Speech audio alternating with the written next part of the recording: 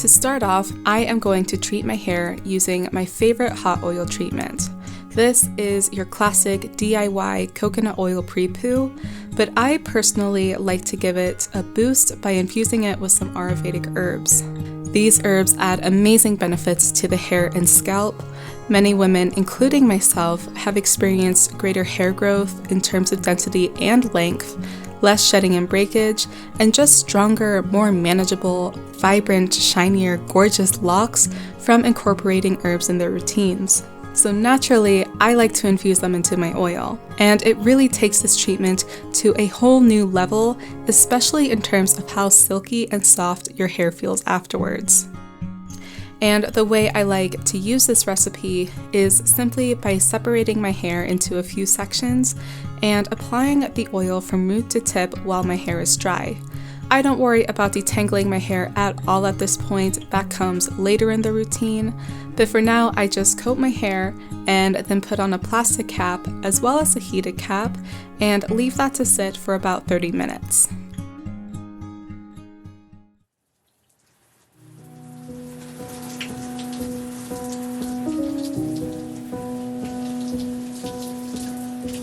Now it is time to start washing my hair, and to remove the oil, I will shampoo my hair twice. Now the shampoo that I use changes fairly regularly depending on what I'm trying out. My current favorite at the moment, however, is the Moroccanoil smoothing shampoo. I love all of the Moroccanoil products, but this shampoo in particular really stands out to me because it cleanses my hair thoroughly, but without feeling like my hair is stripped. In fact, I feel like it gives my hair a lot of slip, and it feels quite silky as well. And the smoothingness of this shampoo works really well for me because it prevents frizz. Most shampoos I use make my hair very fluffy and big and frizzy, and while lots of people love it, that's just not the look I go for, and it's actually a big reason why I used to never shampoo my hair that often. But ever since introducing this shampoo, I actually find myself cleansing my hair more often because I like the way it looks after. So because of that, this is definitely one of my favorite shampoos. Now once my hair is clean, I will go in with a deep conditioner, and lo and behold, it is my Shea Moisture Manuka Honey Deep Conditioner. I have used this since the beginning of my natural hair journey. It feels like butter and I love how it just melts into my hair. I don't think I will ever stop using it. And I just apply this all over my strands, twist my hair, and let it soak in for the duration of my shower. After about 5 to 7 minutes, it is time to start detangling my hair. I like to finger detangle. I feel like it is the best way to not only get to know and understand your hair, but also to prevent breakage and split ends. If you guys are interested, I have an entire video going into the science of split ends and breakage, talking about everything from how they happen to the best ways to prevent them. So I will link that video for you guys below. For my hair, I like to start at the back of my head and little by little take small sections and gently pry my tangles apart and run my fingers through my strands. When I've went through my whole head, I'll take a wide tooth comb to get out any last tangles, and after that I will twirl my hair into 2 twists and use a microfiber towel scrunchie to absorb any excess liquid before styling my hair.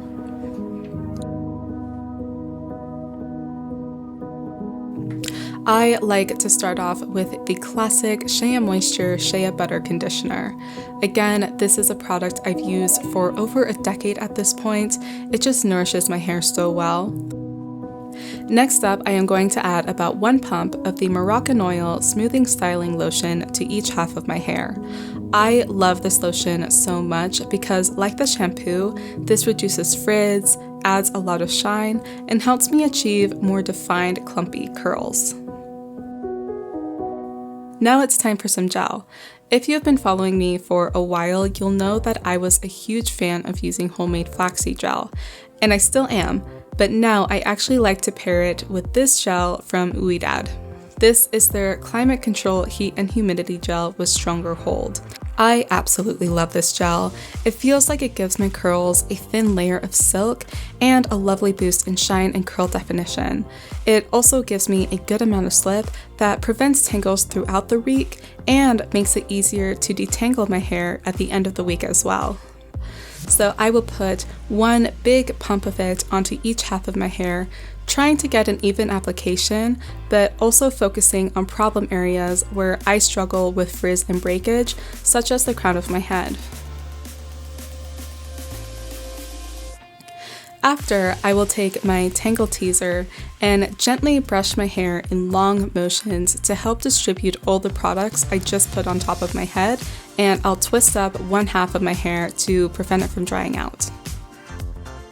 Now it's time for flaxseed gel. Like I said before, my flaxseed gel is homemade. If you'd like to know how I make and store this gel, I will link a few videos in the description box for you to refer to. The way that I use this is by first working a big glob of it to the latter half of my hair, and then I will take small sections of my hair, working from back to front to get a more even application from root to tip. And because I am trying to get as much length as possible, I like to flatten and fuse my curls together until they're a big, long clump that I can just toss behind my head.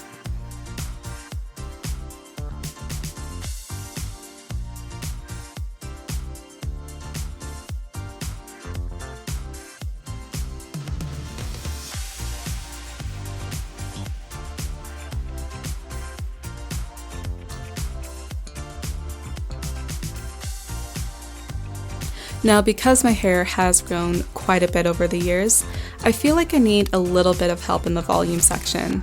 So what I like to do with the top layers of my hair is pull them all towards the front of my head.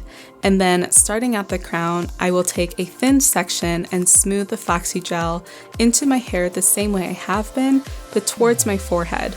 And once the section is smooth, I will gently fold it over to the back of my head. This method not only helps give my roots more lift and body, but also gives my curls more movement, so I'm able to flip them back and forth gracefully. Before I do the last few sections, I like to separate some of my baby hairs from my main strands so that I can curl and define those separately. These baby hairs are key to framing my face once my hair is dry, so I like to make sure I give them some special attention.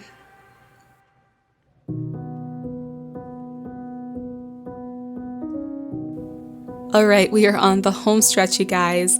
Now I just have to dry and fluff out my hair. I am so happy to have invested in a hooded hairdryer earlier this year. It has been a complete game changer in my life.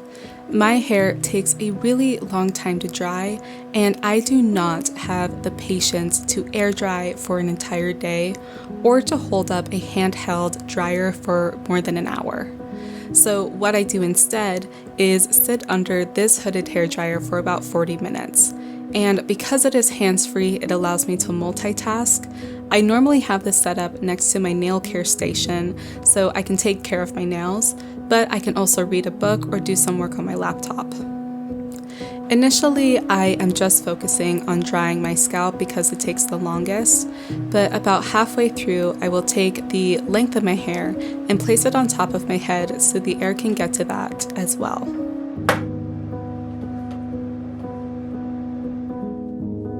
Now, sometimes at the end of my 40 minutes, the length of my hair is still a bit damp, but that's okay because all I need to do is take my handheld dryer with a diffuser to finish the job. You will see that I am pulling down the bottom layers, and this is just another trick I like to do to add some additional length to my final look.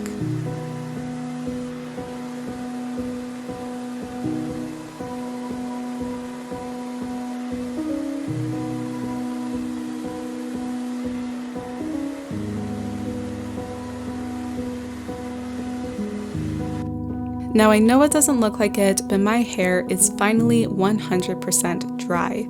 The flaxseed gel has done a wonderful job holding my curls into place throughout the drying process, and now it is time to break the cast and have my curls really shine.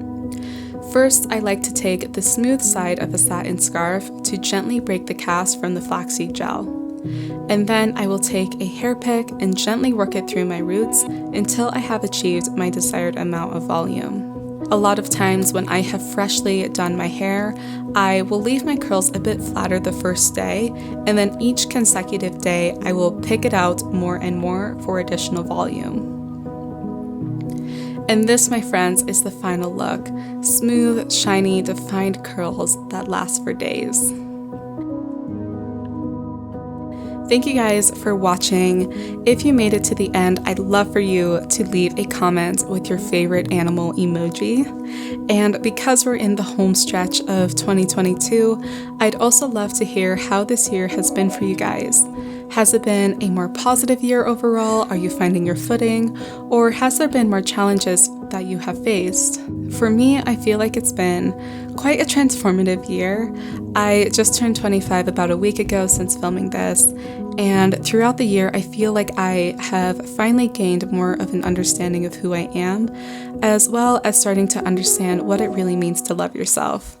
So without getting too into it at the end of an already probably lengthy video, I would love to hear how this year has been for you guys as well.